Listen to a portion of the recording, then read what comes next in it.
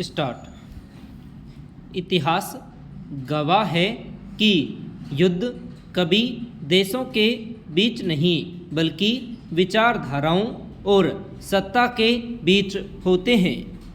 मगर युद्ध की आग में जो ईंधन झोंका जाता है वह इस देश का सैनिक होता है।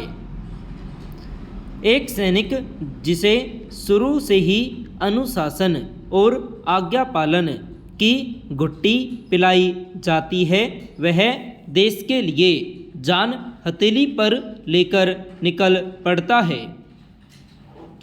सवाल उठता है कि क्या यह निस्वार्थ देशभक्ति है या फिर सत्ता के गलियारों में बैठे लोगों के निर्णयों के प्रति एक मूक समर्पण।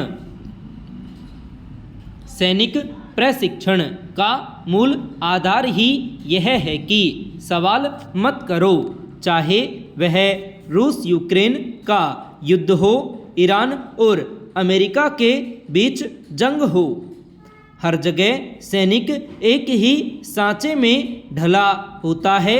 उसके लिए सामने वाला सैनिक दुश्मन है। वह यह नहीं सोचता कि उसके सामने वर्दी में खड़ा जवान उसके जैसा ही एक इंसान है जिसकी अपनी मजबूरियां और परिवार हैं। देश की सीमाओं की रक्षा करना महान कार्य है। हर सैनिक यह करता भी है। पर जब युद्ध किसी राजनेता की महत्वाकांक्षा, तेल के कुओं पर कब्जे या अपनी सत्ता बचाने के लिए लड़ा जाता है तब कई सवाल खड़े होते हैं। पैरा। महिलाओं की आत्मनिर्भरता बढ़ाने में वित्तीय सहायता सक्रिय भूमिका निभा रही है। अधिकांश लघु ऋण बिना किसी गारंटी के मिल जाते हैं। इससे स्वरोजगार और छोटे व्यवसाय को बढ़ावा मिलता है। वहीं इससे सरल दस्तावेजी प्रक्रिया के माध्यम से दूर दराज इलाकों में कुटीर उद्योगों को गति भी मिल रही है। ऐसे समय में जब महंगाई से राहत और रोजगार सृजन एक बड़ी चुनौती बनी हुई है, वहाँ कई संगठन देश में महिलाओं की आर्थिक भागीदारी में सक्रिय भूमिका निभा रहे हैं। मगर क्या सामाजिक सोच आज भी महिलाओं की नौकरी से पहले परिवार चुनने को मजबूर नहीं करती?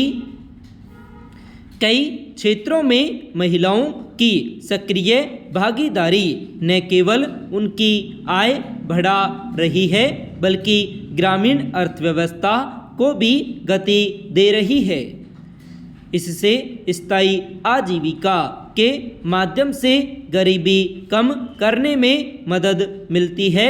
जब महिलाएं आर्थिक रूप से सशक्त होगी तो केवल परिवार ही नहीं बल्कि पूरी अर्थव्यवस्था मजबूत होगी। पैरा। नेपाल का राजतंत्र से संघीय लोकतांत्रिक गणराज्य बनने तक का सफर बेहद कठिन रहा है। इसमें हिंसक संघर्ष, अचानक संवैधानिक उलटफेर और गहरी राजनीतिक अस्थिरता जैसी घटनाएं हुई। नेपाल 2015 में अपनाए गए संविधान के साथ एक संघीय लोकतांत्रिक गणराज्य है जहां राजनीतिक भ्रष्टाचार, आर्थिक ठहराव और पूर्व राजशाही के उभरने जैसी कई चुनौतियां हैं। कभी कभी राजशाही समर्थक विरोध प्रदर्शन करते हैं। नेपाल में अब आम चुनाव हो गया है। यह सितंबर 2025 में चुनाव के नेतृत्व में हुए भ्रष्टाचार विरोधी हिंसक प्रदर्शनों के बाद हुआ है। करीब 19 करोड़ मतदाताओं में लगभग 10 लाख ऐसे युवा थे जिन्होंने पहली बार वोट डाला। हाल में दक्षिण एशिया में युवाओं ने कई आंदोलन किए, खास तौर से नेपाल और बांग्लादेश में युवा शक्ति ने सरकारों को मुश्किल में जरूर डाला, पर स्थितियां बदली नहीं। पैरा अमेरिका और इजराइल के ईरान पर किए जा रहे हमलों को युद्धोन्माद की पराकाष्ठा कहा जा सकता है। दोनों देश मिलकर ईरान पर जिस तरह ताबड़तोड़ हवाई हमले कर रहे हैं और जवाबी कार्रवाई में ईरान जिस तरह से अन्य देशों पर हमले कर रहा है, उससे युद्ध लंबे समय तक चलने का अंदेशा है। दोनों ओर से जारी युद्ध में कई बेगुनाह लोग मारे जा रहे हैं।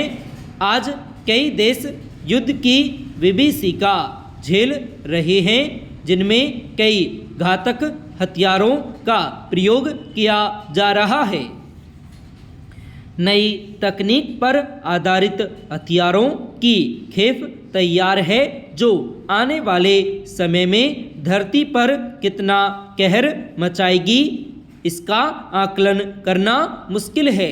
दुनिया में आज जितना खर्च हथियारों, सेनाओं और युद्ध में किया जा रहा है, यदि उतना भुखमरी, शिक्षा और स्वास्थ्य पर किया जाए तो निश्चित ही हमारी यह धरती और यहाँ के लोग खुशहाल हो सकते हैं। संपूर्ण